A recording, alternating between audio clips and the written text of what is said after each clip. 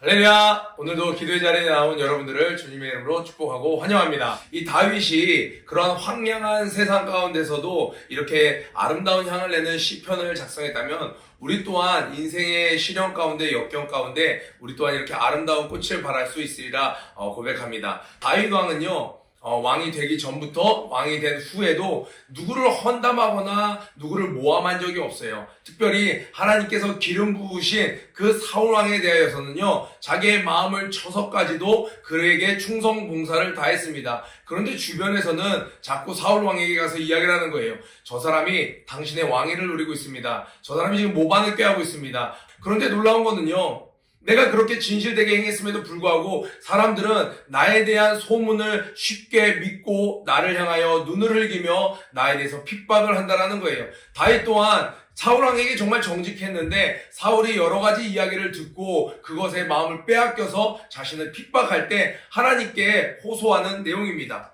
1절부터 2절 이렇게 한번 묶어놓으세요, 우리 친구들. 지금 이 위험한 상황에 대한 하나님께 설명과 기도를 하고 있습니다. 또 3절부터 5절은요, 하나님 저는 무죄합니다. 전 죄가 없습니다. 라고 강력하게 이야기하고 있습니다. 그리고 나서 6절부터 7절은요, 하나님, 저를 이렇게 고소하는, 저를 이렇게 이간질시키는 그 원수들에 대해서 하나님 심판을 내려주시길 바랍니다. 라고 이야기를 합니다. 그리고 나서 여러분 마치 그림을 그리듯이 재판장이 보좌 위에 앉는 사람들이 이렇게 쭉 모여들었는데 그 재판장 위에 앉는 여호와의 모습을 이렇게 희화해서 그림으로 설명합니다. 8절부터 9절이 그렇습니다. 그리고 나서 10절부터 13절은요, 하나님의 종을 보호하시고 이 악인들을 위협하시는 장면이 나와요. 그리고 나서 14절부터 16절은 오늘 이렇게 원인을 제공했던 그런 악인들의 결말에 대해서 이야기를 합니다. 그리고 나서 마지막에 17절은요, 이 모든 상황을 통과한 이 시편 기자는 여호와 하나님의 인자하심을, 하나님의 공평하심을 찬양합니다. 우리 한번 살펴볼게요. 여호와 내 하나님이여. 우리 너무나도 아름다운 표현이죠. 여호와여, 여호와 내 하나님이여. 다윗은요, 어떤 상황이든지 자기가 죄를 지었을 때든지 자기가 위협 앞에 있을 때든지 자기가 부요한 가운데 있을 때든지 항상 고백하는 것은 여호와 나의 하나님이여, 이렇게 고백했습니다. 내가 주께 피하오니, 어제 한번 살펴봤었죠. 이 다윗은 여러 가지 채널 중에 한 채널로 하나님을 선택하는 것이 아니었어요. 1지망, 2지망, 3지망이 있었던 것이 아니었어요. Only one way, 하나님께만 내가 피한다라고 거듭 이야기하고 있습니다. 그런데 세상에서는요, 우리 뱀의 유혹과 마찬가지로 하나님 말고 다른 길을 선택해라고 얘기하지 않아요. 야, 하나님을 잘 섬겨. 그런데 너무 힘들 땐 이런 방법도 있지 않아? 여러 가지 나의 피난처를 은근히 제시하면서 여호와만 나의 피난처 되는 것을 조금씩 무너뜨립니다, 세상은. 여러분들은 어떻습니까? 다윗은 늘 주께만 피했다는 것을 기억하세요. 나를 쫓는 모든 자에게서 하나님, 저 사람으로부터 구해주세요가 아니에요. 나를 쫓는 모든 자로부터 구원해주세요.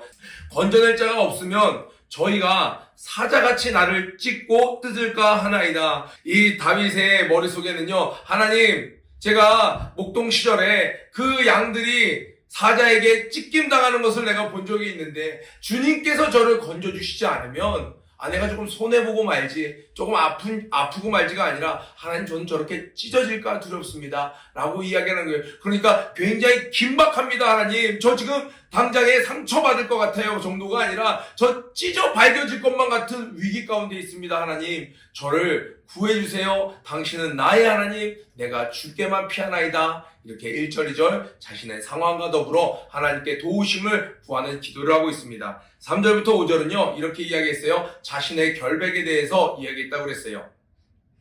여호와 내 하나님이여, 내가 이것을 행하였거나 지금 저 사람이, 그 베냐민 사람이 사울왕에게 가서 그 참소한 내용을 실제로 내가 행했거나 내가 뒤에서 진짜 꿍꿍이를 차렸거나 했다면 이렇게 얘기하는 거예요. 그렇거나 내 손에 죄악이 있거나 화친한 자를 악으로 갚았거나 나에게 선대한 자, 나에게 잘해주는 자에게 내가 악으로 대하였거나 내 대적에게 무고히 빼앗았거든, 내 원수들에게서 내가 아무 이유 없이 빼앗았거든. 지금 사울을 아둘람굴에서 살려줬던 그 기억을 이야기하는 거예요. 하나님, 내가 원수를 놓아주지 않았습니까? 라고 이야기하고 있는 거예요.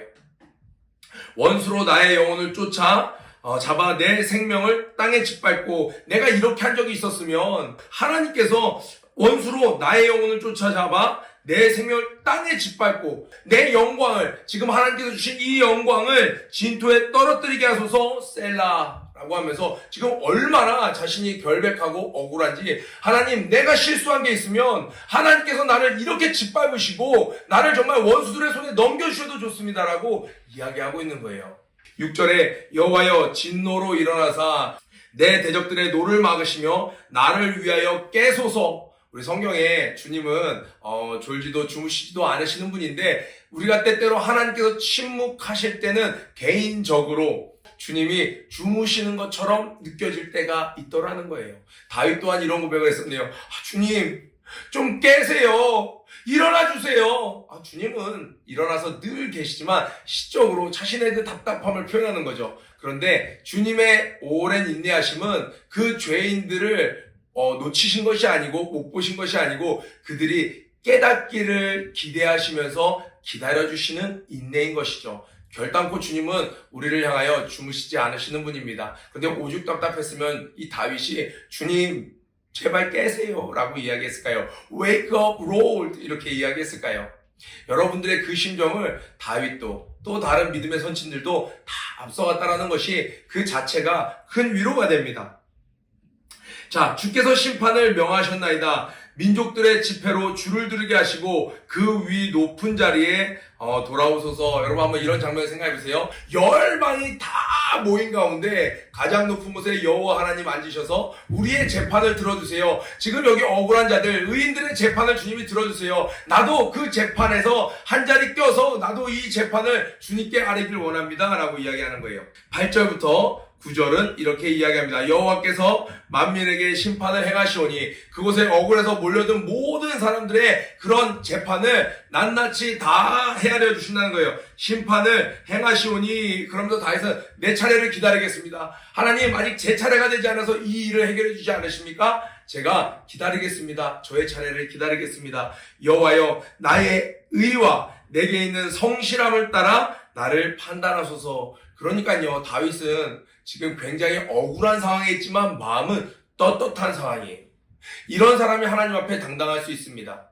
세상에서는요, 마치 살아있는 꽃에 벌레가 꼬이는 것처럼, 정말 맛있는 음식에 파리가 날아드는 것처럼, 여러분이 진짜 참 신앙생활을 한다면 어쩔 수 없이 악인들이 여러분들을 넘어뜨리려고 주변에서 참소하게 되어 있습니다. 마치 실체가 있으면 무조건 그것에는 그림자가 생기는 것처럼, 우리가 올바르게 신앙생활을 하면요, 우리를 시기 질투하는 사람, 할 수만 있다면 우리를 넘어뜨리는 사람들이 주변에 생기기 마련이에요. 다윗은 어땠을까요? 다윗의 평생에 그랬습니다.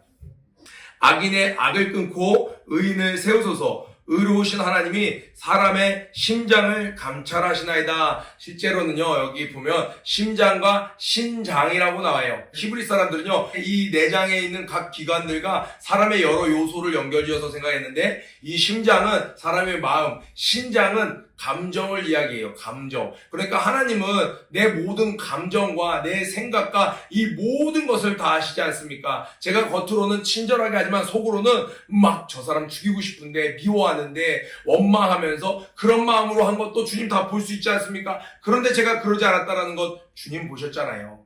그러니까 하나님, 저의 재판을 주님 속히 이뤄주세요 라고 얘기하는 거예요. 그러면서 10절부터 13절은 이렇게 이야기합니다. 하나님께서 마침내 이 다윗의 재판을 탁 채택하셔서 이 재판을 진행하시는 거예요. 그런데 하나님은 의인의 기도를 들으시고 의인의 방패가 되시는 거죠. 나의 방패는 마음이 정직한 자를 구원하시는 하나님께 있도다. 그러니까 잠언에 보면 정직한 자를 위해 완전한 지혜도 예비해 주시지만, 하나님은 정직한 자에게 방패가 되어 주십니다. 하나님은 의로우신 재판장이시며 매일 분노하시는 하나님이시로다. 무섭죠? 매일 분노하시는 하나님. 그런데 나는 그 하나님이 지금 무섭지가 않아요. 왜요? 내가 죄와는 상관이 없어요. 내가 하나님과 의의 관계예요. 그렇기 때문에 그 하나님은 알지만, 그것 때문에 하나님을 두려워하지만 사랑합니다. 하나님을 지금 공경하는 거예요. 경외하는 것이죠. 사람이 회개치 아니하면 저가 그 칼을 가르시며. 그러니까 이 다윗은요, 하나님이 얼마나 두려우신 분인지도 잘 알았어요. 사람이 죄를 회개치 아니하면 하나님이 아이고 너무 바쁘다 야, 죄를 짓는 사람들이 너무 바빠서 네가 죄 짓는 거 못 봤다가 아니죠. 죄 지은 사람들 하나님이 지금 회개치 아니하면 어떻게 한다고요? 칼을 슥슥슥 지금 갈고 계시다는 거예요. 그 칼을 가르시며 그 활은 이미 당겨졌다라는 거예요. 여기서 뭘 할 수 있나요? 심판의 급박성, 긴박성을 알 수 있는 거예요. 이 죄인들은요, 자신들의 죄가 지금 처벌받지 않으니까 시간이 엄청 많은 줄 알고 회개할 기회가 엄청 많은 줄 알지만 실상은 영의 눈을 뜨면요, 지금 내가 죄를 회개하지 않고 있는 그 순간은 하나님께서 칼을 갈고 계시며 이미 활을 당겨서 나를 향해 계시다라는 거예요. 그러니까 깨닫는 순간 즉시로 하나님께 엎드려서 회개는 내일 해야지, 다음 주에 2023년에는 이거를 회개해야지, 그게 아니죠.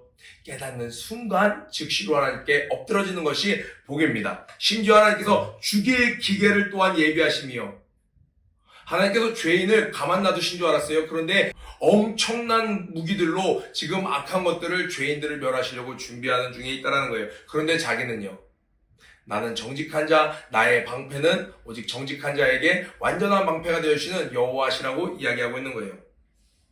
14절부터 15절, 16절, 17절은요, 결국 그 악인의 결말을 이야기한다고 그랬습니다.